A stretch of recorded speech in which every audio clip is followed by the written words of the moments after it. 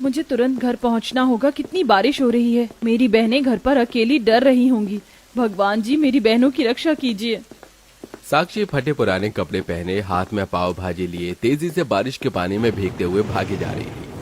तभी वो एक छोटे से कच्चे घर के बाहर आती है तो उस घर के अंदर से किसी के रोने की आवाज आ रही थी। ये तो दीप्ति गुंजन की आवाज है।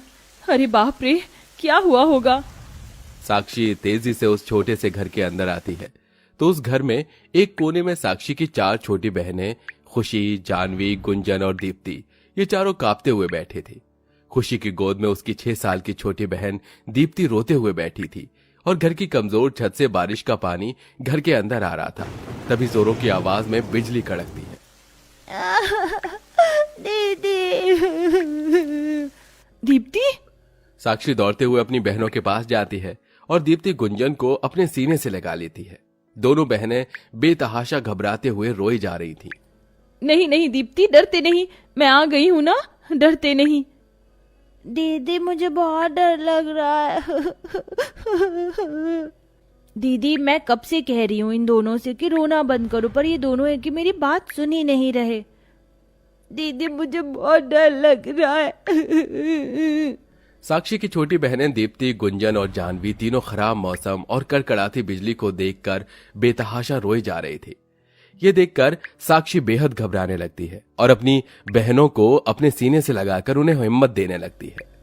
आ लेके चलूं तुझे ऐसे देश में, आ लेके चलूं तुझको एक ऐसे देश में, मिलती हैं जहां खुशियां परियों के भेष में, मिलती हैं जहां खुशियां परियों के भेष में। हो चांद चाहे जो आधा फिर भी है रोशनी, उम्मीद जो ना छूटे हर बात है बनी। रातों के सुर से निकले सुबह की रोशनी, डर को भगा दे जो ऐसी है रोशनी, डर को भगा दे जो ऐसी है रोशनी। दोनों बहनें रोज की तरह अपनी 3 छोटी बहनों के सामने लोरी गाने लगते हैं। तभी दीप्ति, गुंजन और जानवी तीनों सो जाते हैं। आज भी तीनों भूखे ही सो गए। इतनी मेहनत से मैं तीनों के लिए पाव भाजी लाई थी, पर बारिश के पानी में भीगकर ये भी खराब हो गई। दीदी इनकी भूख से ज्यादा इनका डर इन्हें तकलीफ दे रहा था। पता नहीं कब हमारे जीवन से ये बर्बादी खत्म होगी। इस बर्बादी का कोई अंत नहीं है खुशी। माँ पिताजी के जाने के बाद हमारा जीवन बर्बादी का ही गुलाम बन चुका है। अब हमें ही इस दुख भरे अवसर पर अपनी बहनों का सहारा, इनकी हिम्मत बनना होगा और इन्हें जीने के लिए एक नई राह दिखानी होगी। साक्षी, खुशी, ये दोनों गरीब अनाथ बहनें अपनी 3 छोटी बहनें जानवी, गुंजन और खुशी के साथ चमनपुर गांव में अपने एक छोटे से झोपड़े घर में बैठे अपने दुख भरे जीवन को याद किए जा रहे थे। साक्षी के माता पिता की कुछ दिनों पहले ही एक सड़क दुर्घटना में मौत हो चुकी थी। तब से ये 5 बहनें अनाथ हो चुकी थी।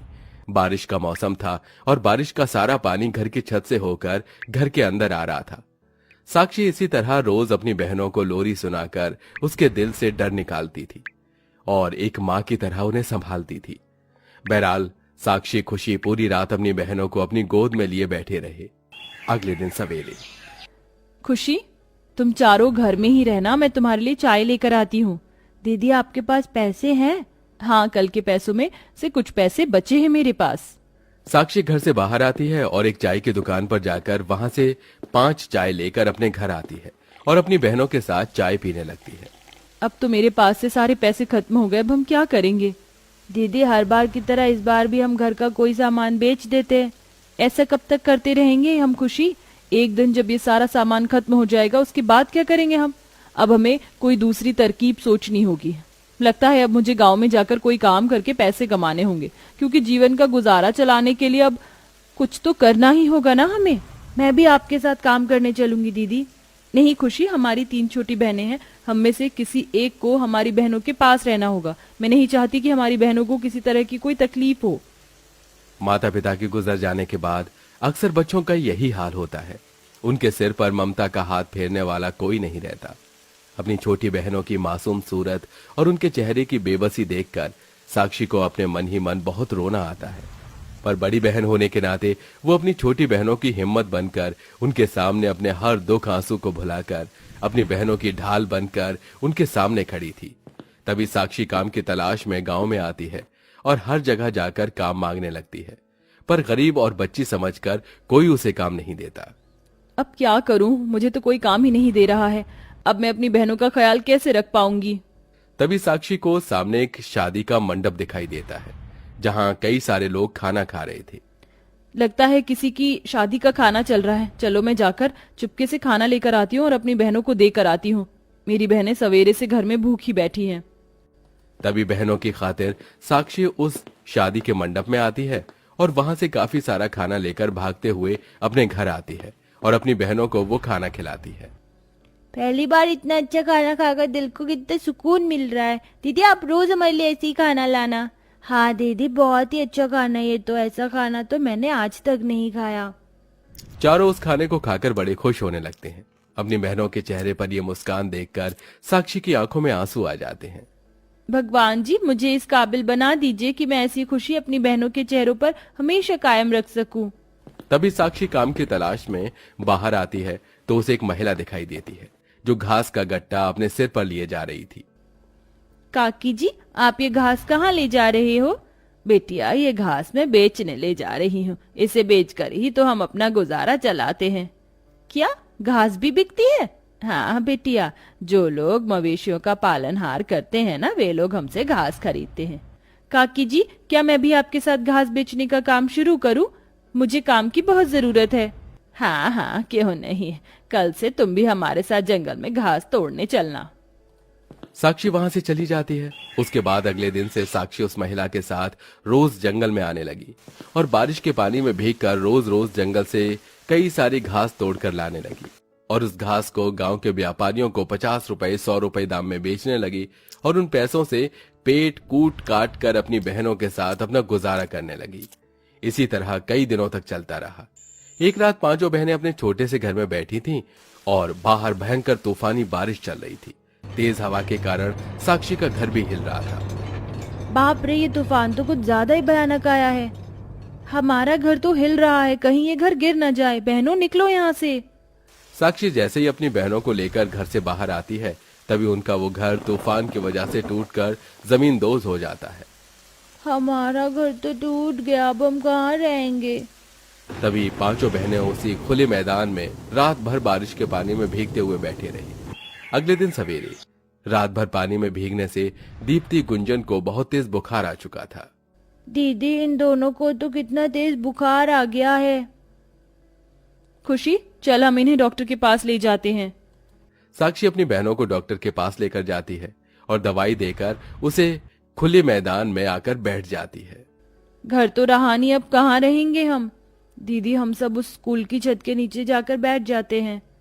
पांचों बहनें एक स्कूल के पास आकर बैठ जाती हैं। तभी साक्षी घास लाने जंगल में आती है और वहां से कई सारी घास तोड़कर अपने सिर पर रखकर गांव में आने लगती है। तभी बारिश शुरू हो जाती है। अब घास सिर पर होने से साक्षी को बारिश का पानी नहीं लगता। घास की वजह से तो मैं पानी में भीग ही नहीं रही हूँ। ये घास तो मुझे पानी से बचा रही है।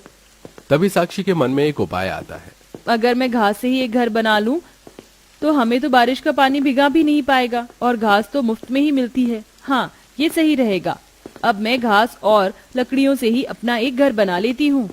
तभी साक्षी वो घास लेकर अपनी बहनों के पास आती है और खुशी जानवी के साथ जंगल में आकर फिर से कई सारी घास और लकड़ियां तोड़कर लाती है और इसी तरह 3 से 4 दिनों में साक्षी और उसकी बहनें कई सारी घास और लकड़ियां इकट्ठा कर लेती हैं। चलो घास लकड़ियां तो जमा हो गई, अब फटाफट गड्ढे खोदकर लकड़ियां लगाते हैं। तभी पांचों बहनें मिलकर एक खुले मैदान में गड्ढा करने लगती हैं। एक बहन गड्ढा खोद रही थी तो दूसरी उसे अपने हाथों से पानी और खाना खिला रही थी। एक लकड़ियां गाड़ रही थी तो दूसरी उसे सहारा दे रही थी। इसी तरह पांचों बहनों के साथ से वो एक शानदार छोटा सा घास का घर बना लेते हैं। उस घर की दीवारें भी घास और लकड़ियों की थीं और उसकी छत भी घास और लकड़ियों की थी। रात का समय, तेज तूफानी बारिश चल रही थी और पांचों बहनें अपने घास के घर में बैठी थीं। उनके घर में एक भी बूंद बारिश की नहीं आ रही थी। इस घास के घर में तो बारिश की जरा सी भी बूंदें नहीं आ रही हैं। आखिर हमारी मेहनत रंग लाई और हमें भी सर छुपाने के लिए घर मिल गया। दीदी अब अपना घर तो बन गया, तो अब कल से मैं भी आपके साथ घास बेचने आऊंगी ना। उसके बाद अगले दिन से साक्षी और खुशी दोनों जंगल में घास तोड़ने जाने लगे और घास बेचकर अपनी बहनों के साथ अपने उस घास के बने घर में रहकर खुशी खुशी अपना जीवन बिताने लगे।